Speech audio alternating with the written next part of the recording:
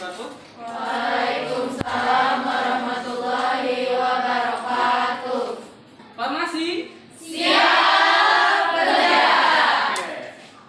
FKK Siap bekerja, siap bekerja, siap berwirausaha. Oke, cakep. Oke, kemudian sebelum kita mulai, saya minta untuk berdoa terlebih dahulu. Saya minta untuk Gilang, silahkan pimpin doanya. Sebelum memulai pelajaran kali ini, alangkah baiknya kita berdoa menurut agama dan kepercayaan masing-masing. Berdoa dimulai. Berdoa selesai. Memberi salam. Assalamualaikum warahmatullahi wabarakatuh. Waalaikumsalam warahmatullahi wabarakatuh. Oke. Saya mau tanya sekretarisnya hari ini siapa yang tidak masuk? Satria. Baik, di bab selanjutnya, bab tentang tablet, kemarin kita sudah membahas tentang klasifikasi tablet. Oke, kemarin kita sudah bahas klasifikasi tablet. Sekarang kita masuk ke komponen penyusun tablet. Jadi materi yang sekarang berkesinambungan dengan materi yang kemarin. Kemarin saya sudah jelaskan tentang klasifikasi tablet. Oke, klasifikasi tablet itu ada apa aja? Coba saya tanya. Chandra, kemarin klasifikasi tablet itu tablet diklasifikasikan ke dalam berapa kelompok? Satu berdasarkan bentuk. Oke, dua berdasarkan cara kerja. Oke, yang ketiga berdasarkan cara pembuat. Saya akan tampilkan 3 gambar. Kalian bisa melihat 3 gambar ini. Ini yang biasa terjadi dalam kehidupan sehari-hari. Jadi biasanya dalam kehidupan sehari-hari itu ada orang terkadang kesulitan minum tablet. Ya, orang kesulitan minum tablet itu kenapa? Alasannya bisa sulit dalam minum tablet. Terkadang orang minum tablet, airnya gelas sudah habis tapi tabletnya tidak tertelan. Ya, begitu. Nah, makanya saya contohkan dalam kehidupan sehari-hari. Di sini ada 3 gambar. 1 ada ibu-ibu, 2 ada tablet, 3 ada tablet. Cuma yang ini warnanya putih saja. Yang ini warnanya beraneka ragam. Oh, ini warnanya oranye. Warnanya oranye. Gitu. Ini enggak. Coba saya tanya ya. Nah, nih kira-kira yang pertama, kenapa sih itu si ibu kayak begitu mukanya? Gimana? Obatnya pahit. Jadi kayaknya nih obatnya pahit. Jadi si ibu kayaknya mau minum agak seger gitu ya. Dia raut wajahnya sampai begitu. Gitu. Kedua, gambar yang kedua. Gambar yang kedua kira-kira Rosa, ini kenapa? Kira-kira apa yang bisa kamu simak dari sini? Tabletnya. Oke, jadi katanya tablet ini bentuknya bulat, kemungkinan rasanya pahit karena identik dengan warnanya putih katanya. Putih. Dari ketiga gambar ini memang bisa kita lihat ketika si ibu itu kayaknya sulit banget minum tablet. Ya, karena rasanya pahit. Rasanya pahit itu kan dari komponen tablet. Ya, karena zat aktifnya masih terasa. Oke, gitu ya.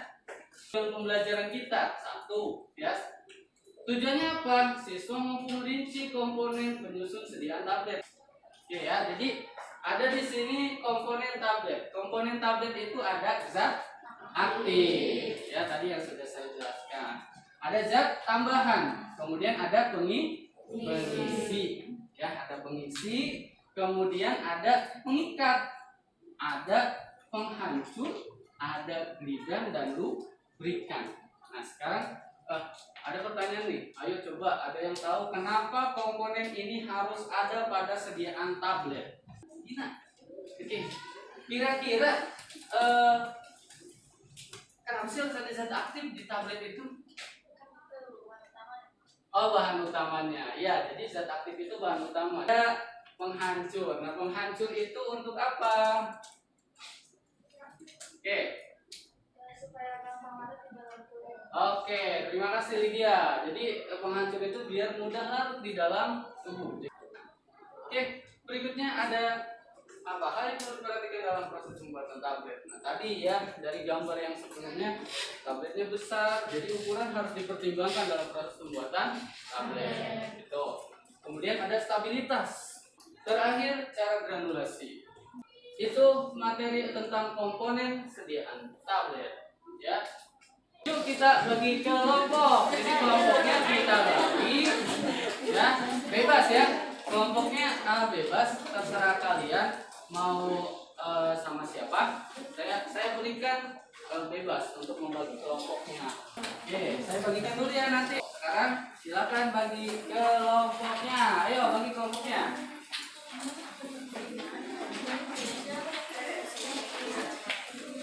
Di sini ada arahan kegiatan. Jadi dilihat KPD-nya. Peserta didik melakukan persiapan selama 15 menit.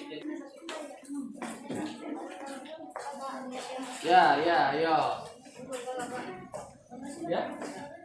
Untuk yang ini, yang tahap 1 ya. Untuk tahap 1 yang di ini, yang dilihat di tahap 1.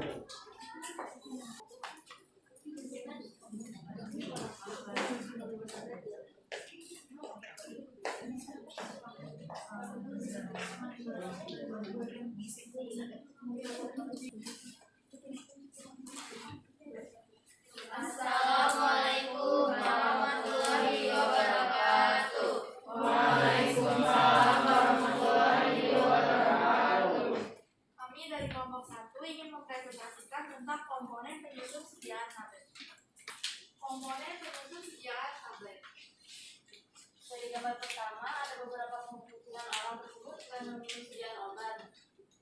Yang pertama itu karena volume sediaan tablet yang besar, dan yang kedua karena sediaan tablet yang terasa pahit.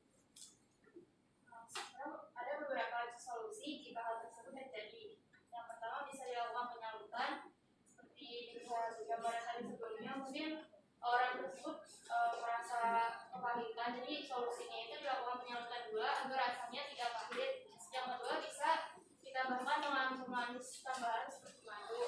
Terus juga bisa kalau misalnya yang sesuai gambar yang ini, kayak mungkin orangnya merasa kayak kegedean, obatnya itu bisa dirubah sediaannya menjadi buyat dulu biar dianya nggak sulit untuk menelan tabletnya.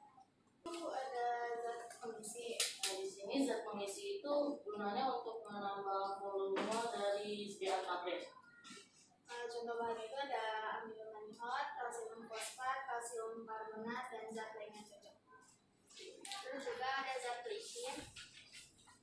Licin gunanya agar saat tablet dicetak dia tidak Ayo. Dimana kalau semisal salah satu komponen tabletnya itu hilang atau rusak. Misalnya kan katanya zat pengikat itu kan buat mengikat buat mengikat. Oh ya, contohnya zat pengikat. Ayo. Katanya zat pengikat, seandainya dalam proses pembuatan tablet itu zat pengikatnya tidak ada. Pengikat itu kan buat maksudnya biar dia nggak hancur gitu ya tabletnya. Jadi kalau misalnya dia nggak ada zat pengikatnya itu hilang, jadi dia tabletnya mudah hancur gitu, jadi nggak memenuhi syarat tabletnya. dan kemungkinan dia malah bakal jadi tablet karena mengikat termasuk komponen penting di dalam sediaan tablet. Jadi syarat tablet itu harus kantongnya gitu dan tabletnya. Jadi kalau misalnya nggak ada tidak memenuhi syarat. Tuh katanya jadi ada kalau nggak ada pengikatnya dia tidak akan bersatu gitu ya. Jadi nggak dipakai. Iya, jadi cuma dia akan rapuh. Tuh ya. Zat pengikat. Ada lagi? Ya. Mbak Sri silakan. Menanya apakah zat pengisi itu harus ada di dalam suatu obat, dan buat apa zat pengisi itu ada di dalam tablet, apakah hanya untuk menambah bobot atau apa? Zat pengisi kan dia buat menambah bobot dari tablet itu. Jadi kalau misalnya bobotnya kurang, pas dia di proses pencetakan itu jadinya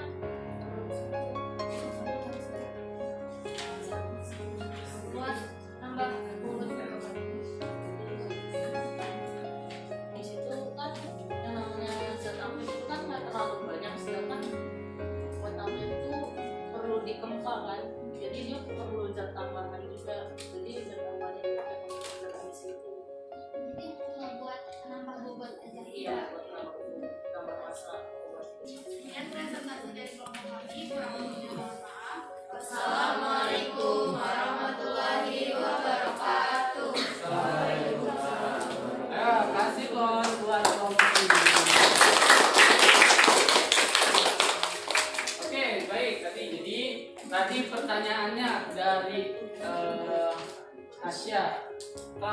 zat pengikatnya tidak ada.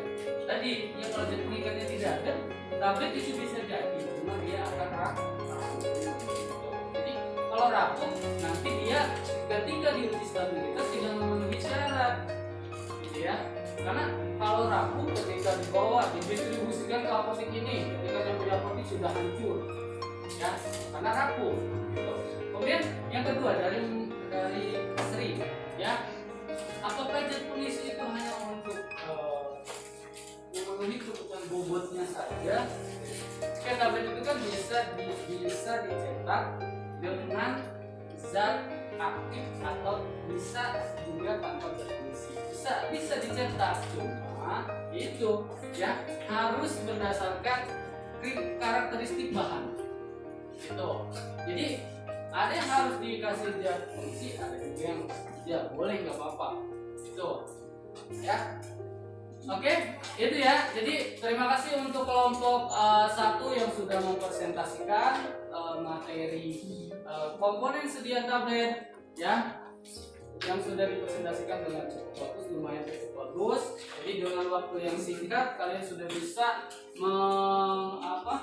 memberikan presentasi ya. Jadi itu memang harus kita lakukan. Kenapa? Karena biar kamu terbiasa ya. Karena kalau kamu sudah terbiasa, ketika mau berbuat udah biasa aja gitu ya.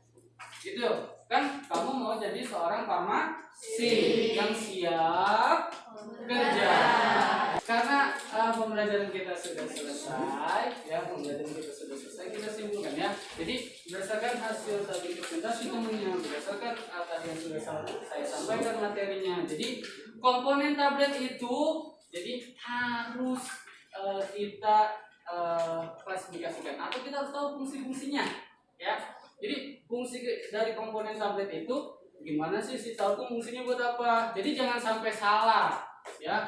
Kalau sudah tahu fungsinya, jadi kita akan memilih dan memilah bahan itu sesuai dengan fungsi masing-masing ya. Kemudian komponen tablet juga nanti dia bisa akan mempengaruhi hasil dari produk terakhir tablet ya. Jadi kalau kamu memilihnya salah, nambahin presentasinya salah, itu tidak akan sesuai dengan standar dan syarat ya. Oke. Bagaimana perasaannya hari ini untuk pembelajaran hari ini? Senang? Senang karena ada aku di sini ya. Ada aku di sini. Jadi kalau sudah senang, harapannya ke depannya lebih senang lagi. Kira-kira nih ada di pembelajaran ini kalau sudah senang, ada yang ditanya dulu nggak nih? Enggak, sudah paham ya? Oke, sudah paham. Jadi cukup? Cukup. Oke, kalau sudah cukup, saya ucapkan terima kasih. Ya, nanti sehabis ini akan saya kasih tes, ya, tes di akhir. Jadi tes di akhir via Google Form. Sekarang saya minta untuk memimpin doa. Kita sudah selesai pembelajarannya. Baik, jadi sebelum kita mengakhiri pelajaran hari ini, kalau yakin mari kita berdoa menurut kepercayaan masing-masing. Berdoa dimulai. Berdoa selesai. Memberi salam.